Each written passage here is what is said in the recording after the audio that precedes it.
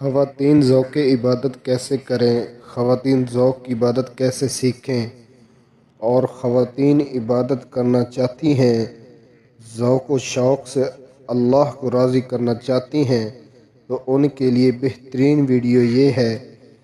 اس video کو ایک بار ضرور دیکھ لینا، آپ کو عبادت کے اندر لذت شوق پیدا ہو جائے گا۔ آئیے چلتے ہیں ویڈیو کی طرف۔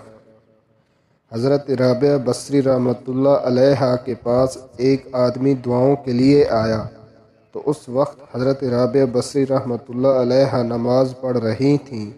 اس نے سوچا کہ میں بعد میں آؤں گا، وہ واپس چلا گیا۔ جب واپس آیا تو پھر حضرت رابعہ بصری نفل پڑھ رہی تھیں۔ وہ آدمی دوبارہ واپس چلا گیا، پھر آیا تو پھر حضرت رابعہ بصری عصر کی نماز پڑھ رہی تھیں۔ پھر گیا، پھر واپس آیا تو وہ ذکر و اذکار کے اندر مصروف تھیں۔ پھر واپس چلا گیا، پھر آیا تو وہ عشاء کی نماز کے اندر مصروف تھیں۔ پھر جب وہ واپسی کے بعد آیا تو وہ نفل نماز کے اندر مصروف تھیں اور سلام ہی نہیں پھیر رہی تھیں۔ وہ بیٹھا رہا، جب تھک گیا تو کہنے لگا اچھا پھر سو جاتا ہوں، صبح مل لوں گا۔